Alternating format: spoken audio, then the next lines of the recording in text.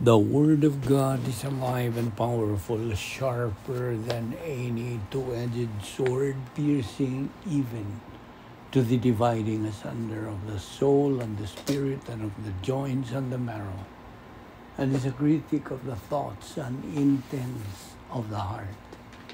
Ang tibuok nga kasulatan gipaginhawa sa Dios ug may kapuslanan alang sa pagpanudlo, alang sa pagpanulid ug alang sa pagmatuto sa pagkamatarong aron ang tawo sa Dios mamahingpit masinangkapan alang sa tanang maayong buluhaton.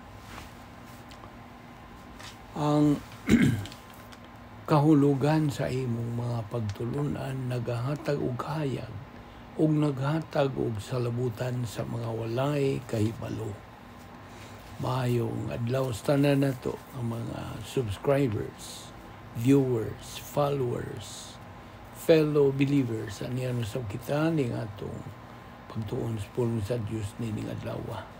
Salamat kita sa Dios nga gipabuhi pa kita o iatagan pa kita gayon sa padayon sa pagtuon sa iyang mga balaang pulong. So kaninyong mga subscribers, hinahot nga na kamos maayong panglawas o nakita magpunting na usab sa atong pagtagad ini atong pagtulunan atong gipadayon giuluhan kini og the great power experiment.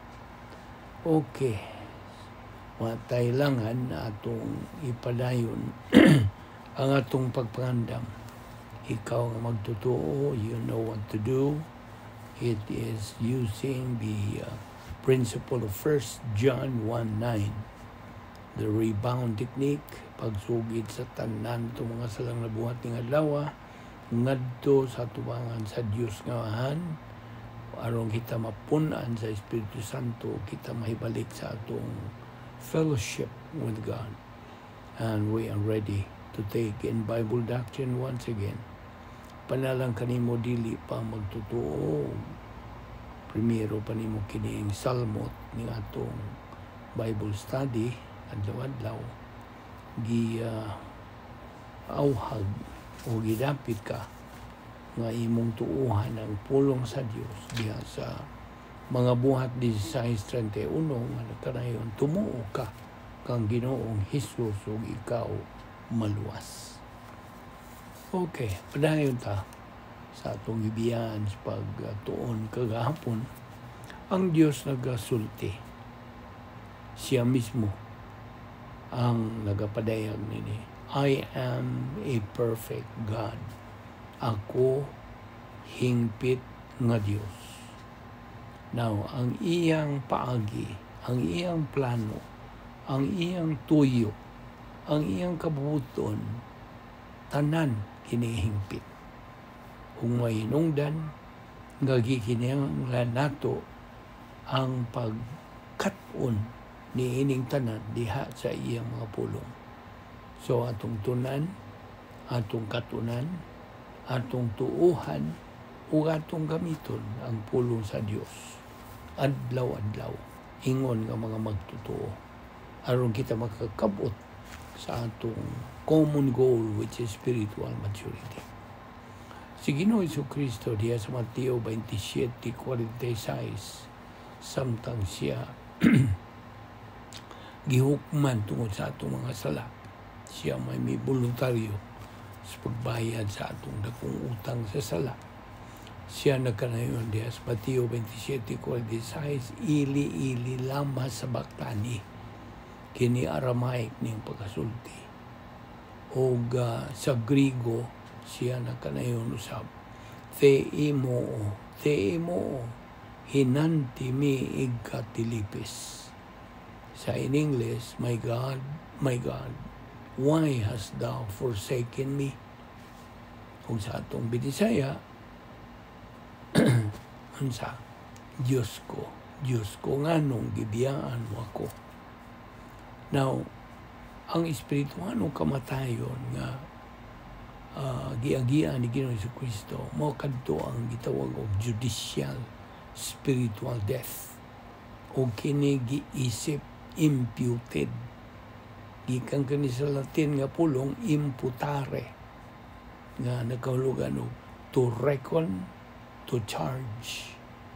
Now, there are two categories of imputation. Atong gihubad kini imputation o pang-isip. Okay? Giisipan ba? Ang una niining kategorya mo kini tawag og real imputation. Ikaduha, judicial. Ang pasabot, imputed to somebody tungod kay it is just, it is fair, magkatarunganon. So, gipasanginlan. Apanon sa man ang real imputation? Ang real imputation, all people are spiritually dead, although physically alive.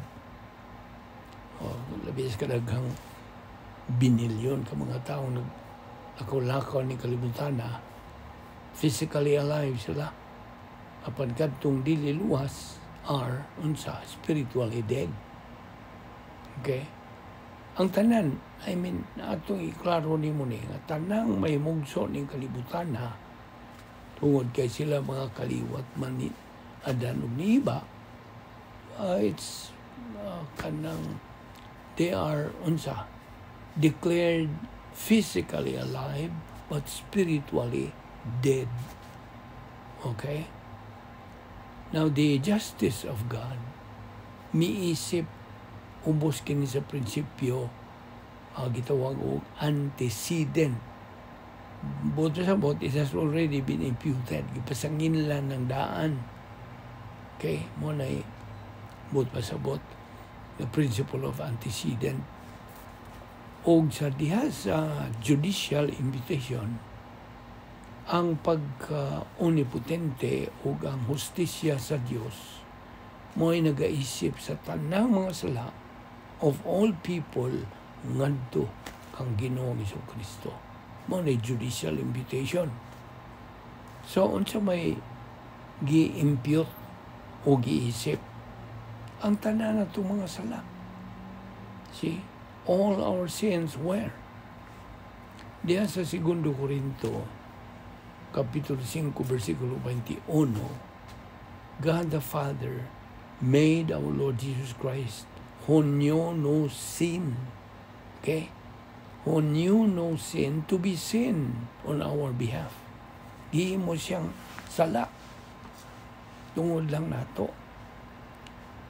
Diha sa Hebrehanon, Kapitulo 4, versikulo 15, for we do not have a high priest who cannot sympathize with our weaknesses, but was in all points tempted as we are, yet without sin. 1 John 3, versikulo 5, in Him there is no sin. Si Ginoong Jesucristo, kalifikado sa pag-adto sa cross tungod kay wa siya sala. He had no sin. After we got saved, God imputes His perfect righteousness to us. Iyang gisulob as if iyang giisip nga ni kanato. Ug atong nadawat kining mosunod. Number 1, we have been justified. You don't have to pay your sin debt. Di na kinahanglan. Ibayaran na ni Ginoong Jesucristo. Ikaduha, we became the object of God's personal love. Nahimo kitang tumong sa personal nga gugma sa Dios. Ikatulo, nagadawat kita addaw-addaw sa logistical grace support. Kini alang sa spiritual o karnal nga mga reversionistang mga magtotoo. Way pili. Okay? You may be a spiritual or carnal believer. Tiyatanggan isang kapan ka sa Diyos o logistical grace support. Diya sa John 1:12, we have the right to become children of God now that we are saved through faith in Christ. Now, sa dinhi pa si Ginoong Jesucristo nining kalibutan na sa una niyang pag-ani by His hypostatic union. wa siya makakita sa gahom sa iyang pagkadiyos. He did not use, dili kay pagkakita, he did not use the power of his deity, wa niya gamita, but only the power of his humanity, iyang pagkatao. Hangtod nga, may sangko, may kanang nagkakabot siya dito sa cross, tumoy sa cross. Now, get this. He was victorious over sin and death sa dihang gilansang siya dito sa cross. Now, 2 Corinthians 5:21 again. God made the Lord Jesus Christ, who knew no sin, to be sin on our behalf, so that we might become the righteousness of God in Him. So ang Diyos biisip sa iyang hingpit nga pagkamatarong ngadto sa matag tao nga mutuo kang Ginoong Jesucristo. Katurang mutuo kang Ginoong Jesucristo nga ilang manluluwas. Mao'y pagasuluban, pag-aisipan sa hingpit nga pagkamatarong sa Diyos. Inumdum itong a fortiori logic ni Pablo. That's Paul's logic. Ehemplo. Tagangan ako ehemplo based on this logic. If you can run 5 miles, kung makadagan ka 5 kamilya, it is easier for you to run 1 mile. Diba? Masayon rin mo idagan sa unsa ka kamilya. Usta? Now, muna ehemplo. Ang atong kondisyon, atong kahimtang sa wapatamaluwas, mo kini. Paminaw, mo niya itong kahimtang. AOS plus OSN equals spiritual death. Buto sa bot, sabi niya sa iya, ang original nga sala ni Adan, dugangan sa kinaiyang makasasala, resulta, espirituanong kamatayon. Unsa buto sa bot sa espirituanong kamatayon? Total hingpit nga pagaymulag sa tao gikan sa Dios. Mao day buto sa bot sa spiritual death. O niining kahimtang nga nato so patamaluwas, kining kahimtang nga rendered us savable. May mo na itong maluwas. Now, ang usa ka tao nga way mahimo siyang kaugalingon, who is depraved, condemned, and judged due to his condition, kalifikado na siya karon nga maluwas. Ang matag tao may kalagmitan is a potential believer. Depende na sa desisyon sa iyang kabubuton. You see? Diya sa Tito, Kapitulo 3, versikulo 5, not by works of righteousness which we have done, but according to His mercy, He saved us through the washing of regeneration and renewing by the Holy Spirit. Ephesians 2:8 and 9, nga may kalabutan usab niini, we have been saved by grace through faith. This is not of ourselves, it is the gift of God, not of works, lest anyone should boast. Diya sa Lucas Kapitulo 2, versikulo 51 ug 52, ang atong Ginoong Jesucristo nakakat-on og pulong sa Dios. Our Lord Jesus Christ learned Bible doctrine. He increased in wisdom and stature and in favor with God and men. Now, ninumdum ka pa ba sa formula nga X plus Y plus Z? X stands for salvation. Y, believer in time na. Ang Z, believer in eternity. Okay, balik na sa X, which is salvation. Pag kaluwas na nimo, you become a potential winner in time. You see? Kay luwas ka naman. Na kay puruan nga ikaw mahimong mananaog. Dito sa why, believer in time, human ka maluwas, na kay oportunidad sa pagdawat og temporal nga mga ganti. Ug kining maong mga ganti, temporal niya, dinis kalibutan, to be parlayed dito na sa langit. See? Bugtian pag na. Og adto ta sa Z, believer in eternity, ito anak ka sa gingarian sa Dios, uban sa Dios, believer in eternity, doon na po kay oportunidad in time. O unsa man ning oportunidad nga na kay eternal rewards in heaven. Kasabot ka. So mao na ang formula X plus Y plus Z. Now, ang sa isulting Pablo diya sa 2 Timoteo 4:7. Si Pablo na kanan, I have fought the good fight. I have finished the course. I have kept the faith. Now, so, ayaw na ni kalimting great power experiment ni ining musunod. Hypostatic union ni Ginoong Jesucristo o sa kapanahunan sa simbahan, church age. Now, mga tana ko nimo, unsa may basihan sa pagkanang buong nga panalangin nga ni kanato. Unsa may basihan? What's the basis of blessing us? Okay? Tubang, it is through God's imputation of perfect righteousness on us, believers. Pinaagi niya ng imo ng gisulob nga hingpit nga pagkabatarong.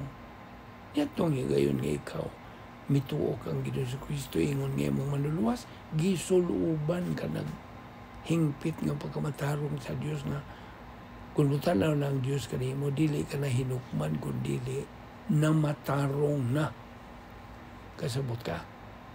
You have been declared righteous. Kaya kasuloob ka naman sa hingpit nga pagkamatarong sa Diyos. Kitang tanang mga magtotoo. Yan itong higayon nga itong gituuhan sa Kristo nga itong manuluwas. Gisulooban ta niya. So, ang basis of blessing us is through this imputed perfect righteousness, not on our own human good works. Dili pinagi sa itong tawhanon ng mga binuhatan, mayong binuhatan. Dili. Now, ang real imputation, God, all people's spiritual death through the imputation of Adam's original sin sa wapat na maluwas. O ang judicial imputation, our Lord Jesus Christ spiritual death at the cross. Mo ito'y judicial. Sa diha nga si Ginoong Jesucristo, miagi niya itong pag-antos, labihas kadagang pag-antos on his way to the cross. Paingon siya sa cross. Iyang ipasaan gani ang cross nga iyang nga diyan na siya inansang. Unsa man ang duha ka gahom nga lahutay niya sa pagkabot sa cross and became victorious. Unsa man ning duha ka power? Well, number one, omnipotence of God, the Holy Spirit's power. Solo diha sa iyang prototype, divine atmosphere. O ang ikaduha, sharing the happiness of God. Okay, plus H nga resulta sa pagkakontinto. So, contentment has to be learned, as Paul said. Kinahanglan nga tumakabot ka ng pagkakontinto. Honestalan, let us elucidate God, the Holy Spirit's omnipotence ngadto sa pag-antos ni Ginoong Jesucristo. Si Ginoong Jesucristo nagmadinaugon tungod kay siya didto ra magapuyo sa iyang prototype divine sphere. Alang ka na to, we can also be victorious if we reside in our operational divine sphere. Sabot ka? Mo ni, sige na itong malmal, kinihangtod ka masilsil yung tinuod. Nga, unsa ka man yung dano ng atong pagpuyo, diya sa sulod sa atong dapit ng may gahong sa Diyos, operational divine sphere. See? Laingan yan ay protocol plan of God. Kaya sa dihangat na magapuyo, we are walking by means of the Spirit, Ephesians 5:18 o Galatians 5:16. Si Ginoong Jesucristo kinsa why kanang wa siya masayod sa sala, gihimong sala. He knew no sin, and yet He was made sin for us. Ang tanan nato mga sala, gi-isip ngadto kaniya sa Dios nga Amahan. Ang tao God, hingpit yun nga pagka-way mahimo siyang kaugalingon. Man is totally depraved. He can never save himself. Gawas lamang pinagi sa paagi sa Diyos, perfect way of salvation. Paagi ra sa Diyos. Nga kaluwasan, boy makaluwas na to, dili ang atong kaugalingong paagi, dili. Ay, hingpit man laging pagkaway mahimo ang tao. Ang tinuod yung kahimtang sa tao, he is bad, basically. Mga badlungon, mga makasasala. You see? Mao na nga way mahimo kay zero man yun ang tao. He has nothing. He is nothing. He has nothing. He cannot do anything to save himself. Si Ginoong Jesucristo lamang ang bugtong paagi ngadto sa kaluwasan, pinagi sa pagtuo ngadto kaniya, ingon nga Dios ug luwas. Mga buhat Kapitulo 16, versikulo 31. Iyang gidawat ang judicial invitation dito sa cross. Apan ang pagka-omnipotente sa Diyos ng Espiritu Santo mo'y misustinir, ipanahutay kaniya. Plus, sa hingpit nga kalipay, plus age, nga gibatunan ni Ginoong Kristo ang iyang pagkakuntinto, whether in prosperity or adversity. Suma sa gilatid ni Pablo nga kitang mga magtotoo, be contented whether abased or abound, ano iyang gisulti. So ayaw kalimti tuod ang 5 ka mga paagis pagsulbad o mga suliran diha sa area of spiritual adulthood. By the way, ang adulthood, sa Binisaya, hingkod. When you have reached this area of spiritual adulthood, ikaw, giisip na unsa na sa imong espiritual ng pagkahingkod. Now, doon na po'y 5 ka mga paagis pagsulbad o mga suliran. Personal love for God, impersonal love for all mankind, inner happiness, personal sense of destiny, and occupation with Christ. Ang problem-solving device number 1 to 5 na ni sa area of spiritual childhood. Pagkabata nga espiritual nun. Unsa man ni? 5. In the spiritual childhood, rebound, feeling of the Holy Spirit, faith rest drill, grace orientation, o doctrinal orientation. Ato ning ipadayon ugma ampo ta. Balaan na mga Diyos, salamat nining grasya na mong ipahimuslan pagtuon sa mong pulong pinagi sa Vic Malbido Evangelistic Ministry. Dada kami pagbalik ugma, aron kami makapadayon sa among pagtuon bahin sa Great Power Experiment. Kining tanan na mong ipasalamatan sa ngalan ni Ginoong Hesukristo. Amen.